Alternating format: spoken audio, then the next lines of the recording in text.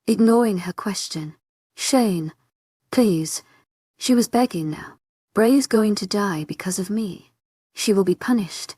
As for you, I'll let Eric and Ryder decide. She didn't do anything. Bray is. I don't care who or what she is." I snapped. "I've made up my mind. They're going to sentence us to death. Are you going to let them do that now? They wouldn't kill her. I knew Eric would want her dead, but dead wasn't as fair of a punishment in his eyes. Maybe death would be better if he was thinking about a special kind of torture for Sage. My wolf again was screaming at me to protect her.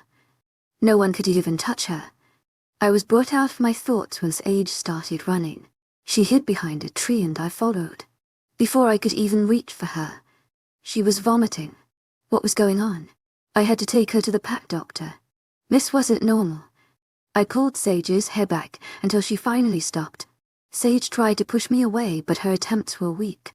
She wasn't in any condition to even get me to move an inch. "I'm taking you to the doctor," I said when she finally straightened. "Why waste his time when I'm going to die? You killed my sister.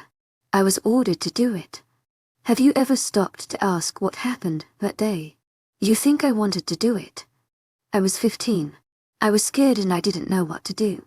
So you killed my sister." "I didn't know.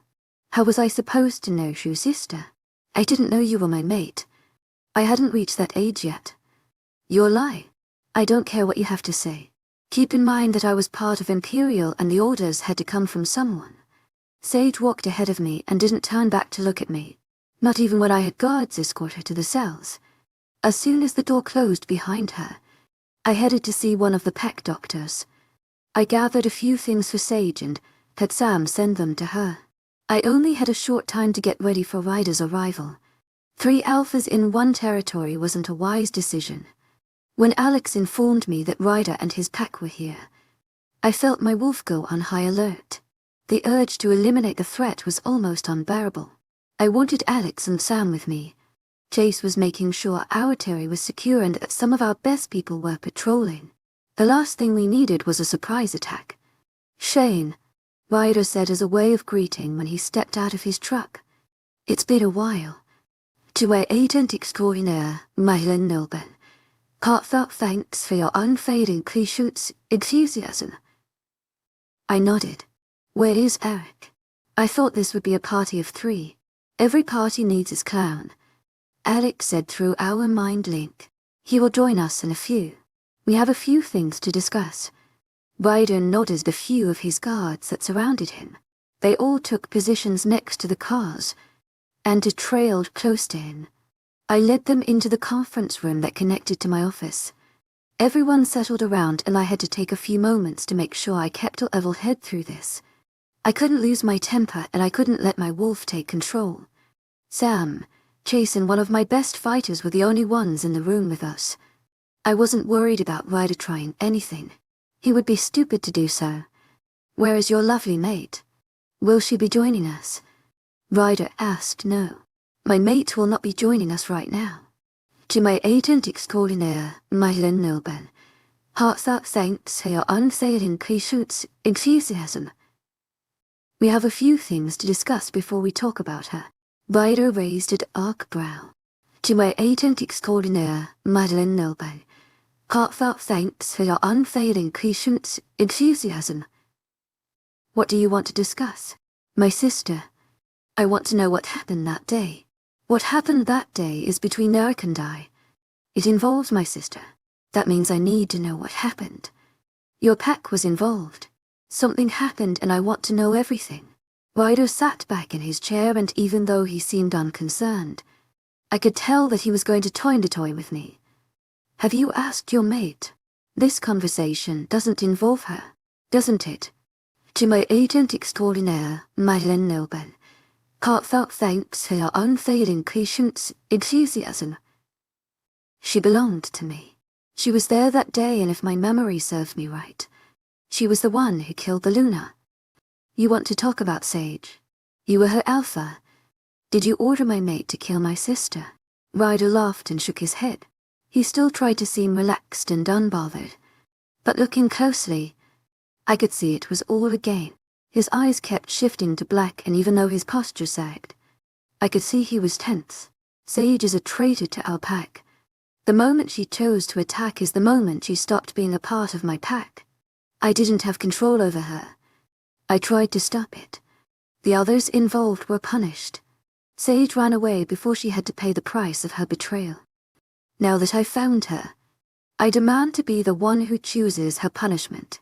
She rightfully belongs to me. Before I could get out of my chair and attack him, there was a knock on the door. Eric walked in alone. He didn't need to protect himself from me or my pack. I was glad that he trusted me enough that he knew my pack would protect him if Ryder decided to attack him here. If anyone is choosing her punishment, Eric said, taking a seat closest to me. It was my mate that she killed. Eric and Ryder started debating who got to punish Sage. I didn't want to sit here with these two talking about punishing or killing my mate. I wanted to rip them all to shreds. For Eric, I had to keep it together. For Ellie, I had to make sure that I did the right thing. I tried to block them both out. I tried not to let a single reaction slip. Ryder couldn't see how much this was all affecting me. I want to see her, Ryder said. No, came my immediate response. I want you to make sure you have the right girl. She belongs to me after all. She is mine. I really tried to keep it together, but he kept claiming that Sage was his. It did not sit well with my wolf. She was mine.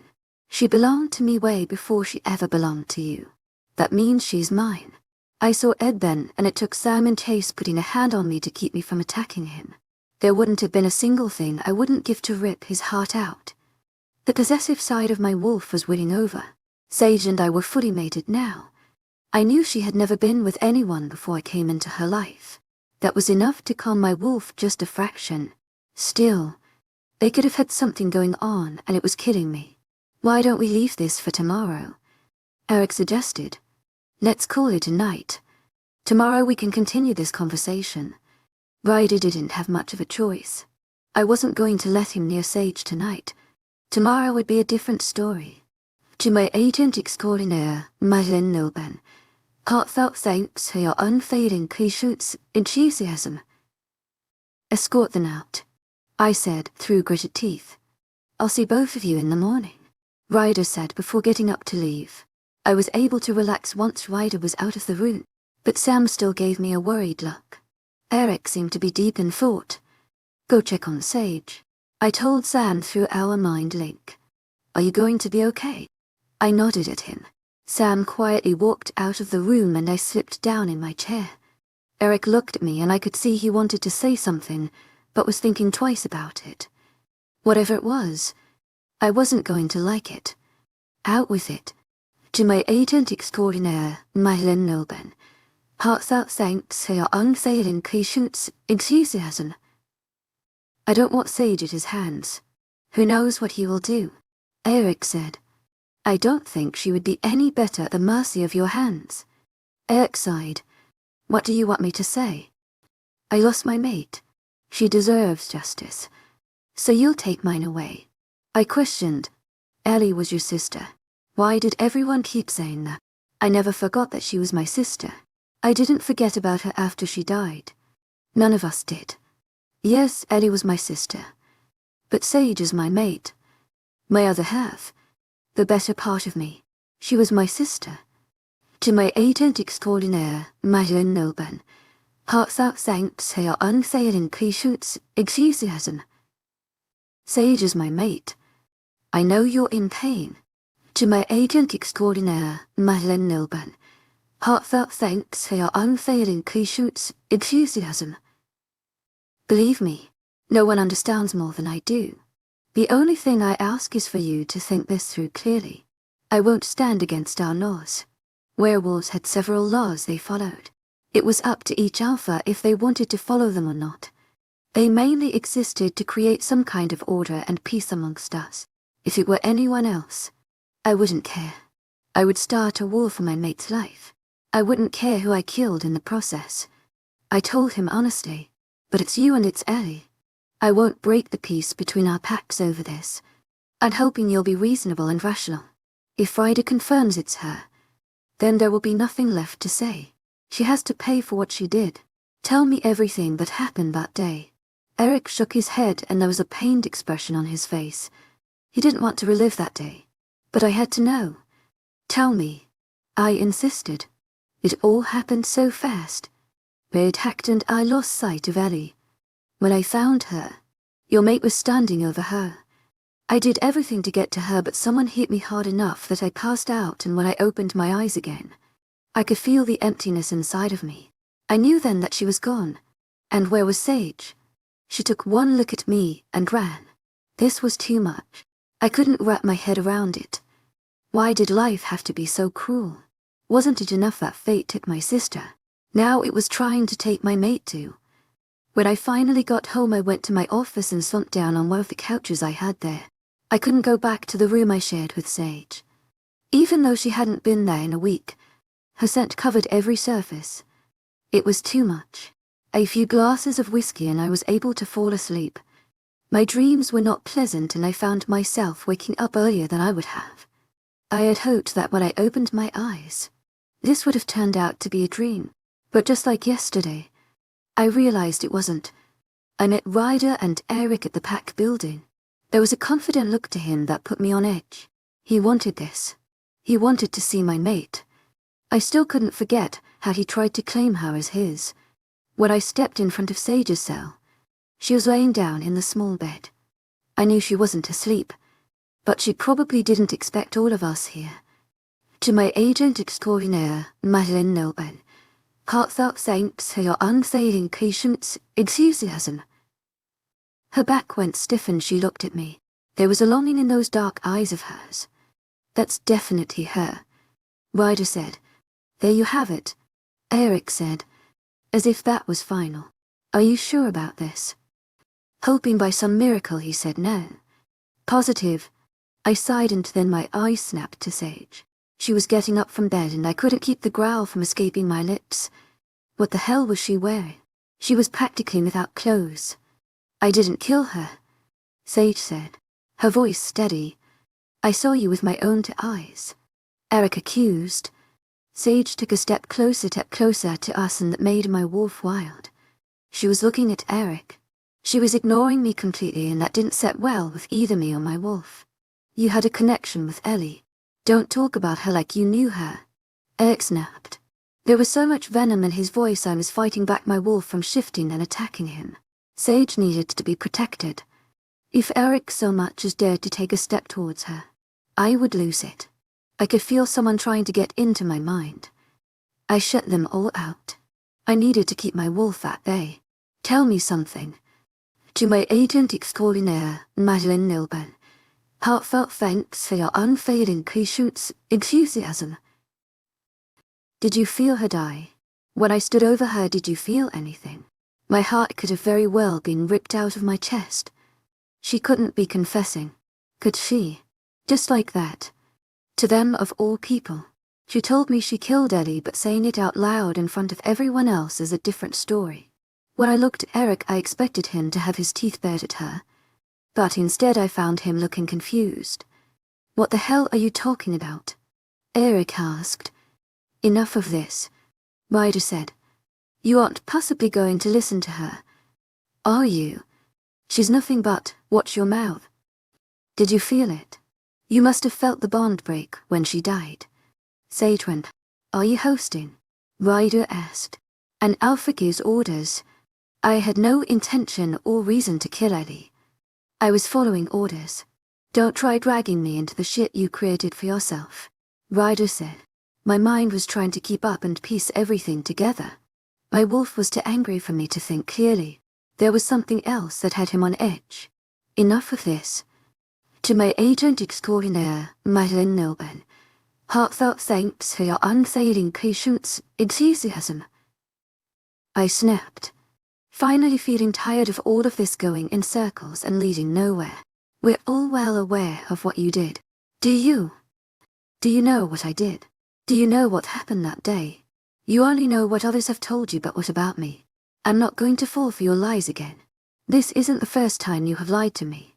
Shane, I didn't kill your sister." Her voice had a desperation in it that I couldn't ignore. "You little lying bitch." Ryder spat. That was it. My wolf was seeing red, and if they didn't get out of here, I was going to kill them all. Get the hell out. All of you. There was a dangerous edge to my voice that made them all listen. One by one they started to file out. They weren't leaving fast enough. Leave us. 𝐿𝐷𝐸𝐻𝐸 𝐷𝐸𝐻𝐸 𝐿𝐷𝐸𝐻𝐸. Ryder was one of the last to leave. He gave my mate one final look before walking away. It caught me completely off guard when Sage rushed forward and grabbed on the rider's beta. I pushed Justin away and grabbed a hold of Sage through the bars. Ryder was now looking at us. Not us. He was looking between Sage and Justin. She's okay. Sage whispered so low, I almost didn't catch the words. Whatever that meant. The beta must have understood because he gave a slight nod before catching up to Ryder. Touch me again. And even shame won't stop me from killing you. It took everything in me not to walk over to him and kill him. Oh, did my wolf want to see some blood? I'd appreciate it if you let go of my arm, Sage said. What the hell was that about? 𝐿𝐷𝐸𝐻𝐸 𝐿𝐷𝐸𝐻𝐸. My voice coming out strained. Why do you care? Sage challenged. Why did you touch him? It's none of your business. Without thinking, I pulled Sage closer to me. She crashed into the bars and she gasped. I myself was surprised that I had done it, but it angered my wolf that she was toying with us. Anything that has to do with you is my business. Not anymore. Sage was struggling against the grip I had her in. Don't test my patience right now. 𝐿𝐷𝐸𝐻𝐸 𝐿𝐷𝐸𝐻𝐸. What the hell was that about? I was just telling him his mate was okay. She snapped. Jeez. Despite what you think about me right now, I'm actually innocent of your accusations. I rolled my eyes. She practically told them all she killed my sister and stood over her. You killed Ellie. What more is there to say? Do you honestly believe I would be capable of killing someone innocent? I didn't want to kill her. Ryder ordered me to do it, and it wasn't even me who did it. But you don't care about that, do you? You rather have me 6 feet underground because that's what you're planning. Punish me if you want, but Ryder won't stop there. He hated me and you believe everything he says. And your mate? Why can't you just let me explain and trust me? I couldn't think straight. While Sage was talking, I realized something.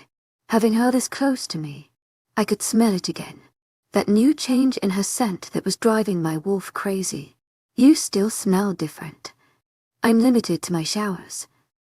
Frustrated. I'd usually take 2 a day, but being locked here doesn't give me that option. Shut up. That's not what I meant. Your scent is changing. My scent. Confused. I nodded and continued to look at Sage. This time I really did look at all of her. There were some changes in her. She had lost weight. Her eyes looked more tired, and she was too pale. There was something else that I couldn't quite put my finger on. Maybe it's different because you made me bleed. She snapped. I looked down and saw the blood. I immediately released her. I had hurt her. I could see the small puncture wounds begin to heal. What have you done differently? Has anyone been around you? Why do you smell so? So you, Ray's still going on about that? So I smell different. I don't see how this is important. The scent was driving me mad.